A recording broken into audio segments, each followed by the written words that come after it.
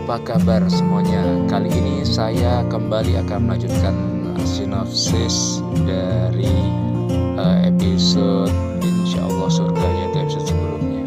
Ini adalah episode terakhir dari sinetron Insya Allah Surga tingkat 2 atau season 2. Di episode ini dimulai dari Karyo dan Tatang yang lagi belajar ngaji sama Umar. Maklum, karena waktu untuk mereka bisa baca Al-Quran sudah sangat mepet. Mereka cuma dikasih waktu 3 hari. Kalau enggak, pernikahan mereka batal. Itu yang membuat Tatang dan Karyo giat belajar baca Al-Quran. Asma dan Salwa pun memberi mereka semangat. Di sisi lain, Samiri dan Nurdin sedang menjadi kuli bangunan untuk membangun masjid yang didirikan oleh Karyo, Tatang, dan Ucok. Ucok sendiri mengawasi mereka berdua. Samiri dan Nurdin sepertinya sudah tobat, sikapnya jadi baik. Tapi Ucok nggak percaya. Ucok dengan sombongnya meledek mereka berdua. Saat itulah Haji Ridwan muncul mengawasi Ucok dan melempar batu kerikil agar si Ucok tidak bersikap sombong seperti itu. Ucok melihat kehadiran Haji Ridwan lalu kabur ketakutan. Ketika di musola, Tatang didatangi Asma. Dan maksud Asma adalah agar Tatang belajar lebih giat, agar cepat bisa baca Al-Quran. Awalnya Tatang ragu, tapi Asma bisa meyakinkan Tatang kalau semua ini demi pernikahan mereka. Di rumahnya, Asma sendirian melamun. Lalu Atun datang dan juga bilang bahwa peluang Tatang untuk bisa baca Al-Quran sangat tipis mengingat waktu yang sudah semakin mepet. Asma jadi galau. Namun Ustadz Ali meyakinkan Asma untuk menyerahkan segala sesuatu kepada Allah. Keesokan harinya, bukan hanya Tatang dan Karyo yang belajar ngaji di musola sama Abi. Ternyata Ucok, Nurdin, dan Samiri pun ikutan belajar baca Quran. Sementara di rumahnya, Bu Uis, Klanting, dan juga Bu Bulan ditemani Sarah sedang membicarakan soal pernikahan Tatang dengan Asma dan juga Karyo dengan Salwa. Mereka sibuk mempersiapkan anggaran untuk catering dan anggaran lain-lainnya. Malamnya, Tatang menemui Asma untuk minta doa supaya ujian baca Al-Qurannya besok lancar dan sukses, dan akhirnya pernikahan juga terwujud. Asma pun akan mendoakan Tatang dan juga memberikan hadiah yang paling istimewa, yaitu senyuman terindah Asma. Keesokan harinya, ujian baca Al-Quran pun dimulai. Semua sudah siap, bahkan teman-teman, ibu-ibu mereka, dan juga para warga menjadi saksi ujian baca Al-Quran Tatang dan juga Karyo. Awalnya Tatang dan Karyo grogi, gak pede, tapi ketika dites oleh Ustadz Ali, meskipun dengan terbata-bata, akhirnya mereka bisa melewatinya dan juga bisa lulus ujian baca Al-Quran. Alhamdulillah. Ketika Ucok sedang di kampus, lagi galau karena gak punya pasangan, Ucok dikagetkan dengan Asma dan Salwa yang tiba-tiba diculik oleh seseorang dengan sebuah mobil. Ucok ketakutan, panik. Ucok lalu pulang dan memberikan kabar buruk itu ke warga Cirepong, juga ke emak-emak mereka. Semua ikut panik, termasuk Ustadz Ali, Pak Kades, Karyo, dan Tatang. Apalagi Salwa voice call dengan Karyo kalau mereka diculik orang tak dikenal.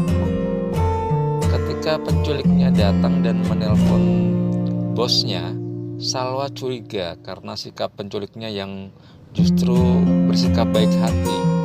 Salwa lalu mau merebut telepon penculiknya, tapi tanpa diduga topeng si penculik dibuka oleh Salwa, dan ternyata penculiknya adalah Nurdin dan Samiri. Tatang, Karyo, dan Ucok ditemani Abi melakukan pencarian. Mereka juga kaget ketika ditelepon Samiri yang ternyata penculiknya. Lalu Samiri memberi syarat agar Salwa dan Aswadi bisa dibebaskan. Syaratnya adalah mereka harus pulang jalan kaki, tidak boleh bawa kendaraan, dan membawa seluruh harta warisan mereka untuk ditukar dengan Asma dan juga Salwa. Mereka pun menyanggupinya. Ketika mereka menyerahkan harta warisannya, tiba-tiba ada pesawat kertas mengenai mereka. Tatang yakin itu surat dari Asma. Di situ cuma tertulis kalau mereka harus kembali. Mereka jadi bingung dan tetap melanjutkan pencarian Asma dan juga Salwa. Ketika mereka hendak melanjutkan pencarian, tiba-tiba Haji Ridwan muncul mengagetkan mereka. Mereka sontak kaget dan ketakutan dan lari terbirit-birit. Mereka pulang dan membawa kesedihan karena gagal membawa Asma dan Salwa. Apalagi harta mereka sudah diserahkan ke penculiknya semuanya. Emak-emak mereka juga sedih dan kecewa. Mereka tetap akan mencari Asma dan Salwa, tapi mereka bingung mau cari kemana. Lalu Tatang melihat lagi pesawat kertas yang ditemukan di tempat itu. Lagi-lagi mereka membaca, mereka harus kembali.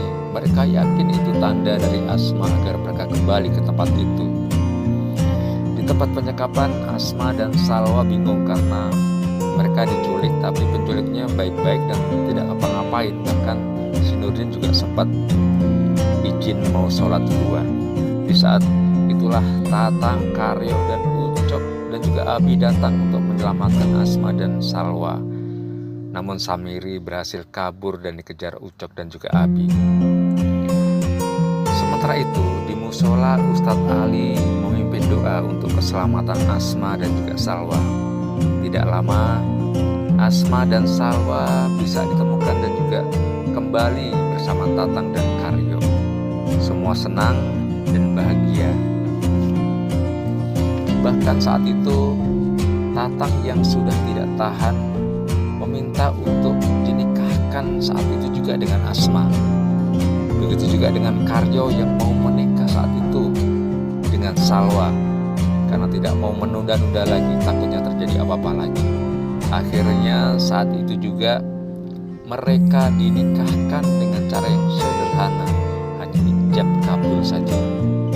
Yang lebih heran dan menghebohkan lagi, tiba-tiba Haji Ridwan muncul. Ternyata Haji Ridwan masih hidup dan muncul.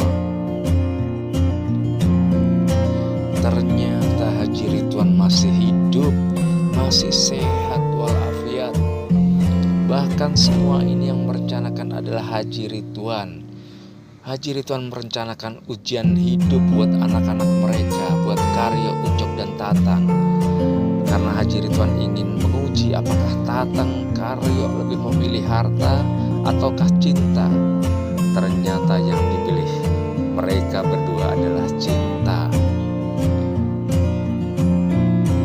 Kejarlah akhirat dan jangan lupakan dunia, tapi juga harus seimbang. Tatang akhirnya hidup bahagia dengan Asma, begitu juga Karyo dan Ucok.